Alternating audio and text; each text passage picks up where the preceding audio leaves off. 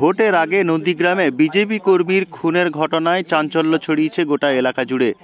এমন পরিস্থিতিতে সিপিআইএম নেতা পরিতোষ পট্টনায়ক নন্দীগ্রামকে বাঁচানোর আহ্বান জানালেন নন্দীগ্রামবাসীর কাছে।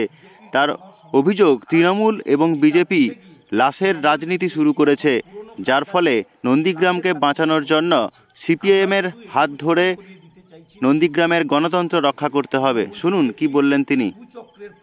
নন্দীগ্রামে তৃণমূল বিজেপি তাদের পায়ের তলার মাটি হারাচ্ছে। এই নির্বাচনে বামফ্রন্টের পক্ষ থেকে যেভাবে প্রচার হয়েছে, বাড়ি বাড়ি জনসংযোগ হয়েছে, সর্বোপরি প্রার্থী যেভাবে প্রচার করেছে, তা থেকে তৃণমূল বিজেপির জনসমর্থন হারাচ্ছে।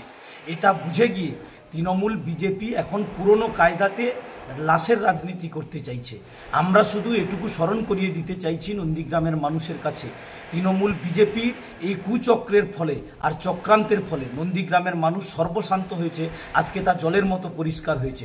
পুনরায় এই নির্বাচনে তৃণমূল এবং বিজেপি তার কর্মীদেরকে বলি দেওয়ার মধ্যে দিয়ে তারা রাজনৈতিক স্বার্থ চরিতার্থ করতে চাইছে।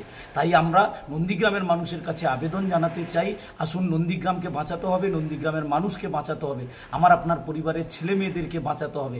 আর তৃণমূল বিজেপির চক্রান্তে পড়ে আমার আপনার কারোর যাতে কোনো সর্বনাশ না হয়, নন্দীগ্রামের মাটিতে যাতে লাশের রাজনীতি আর না হয়, নন্দীগ্রামের ধর্মীয় মেরুকরণের মধ্যে দিয়ে সাম্প্রদায়িক বাতাবরণ যা তৈরি করতে চাইছে, তার বিরুদ্ধে সর্বস্তরের মানুষকে ঐক্যবদ্ধ করবার মধ্যে দিয়ে এই নির্বাচনে নিজের ভোট নিজে দিন, যাকে ইচ্ছা তাকে দিন, নন্দীগ্রামের মাটিতে শান্তি প্রতিষ্ঠিত করুন, নন্দীগ্রামের মানুষকে বাঁচান, নন্দীগ্রামের পরিবেশ পরিস্থিতিকে রক্ষা করুন।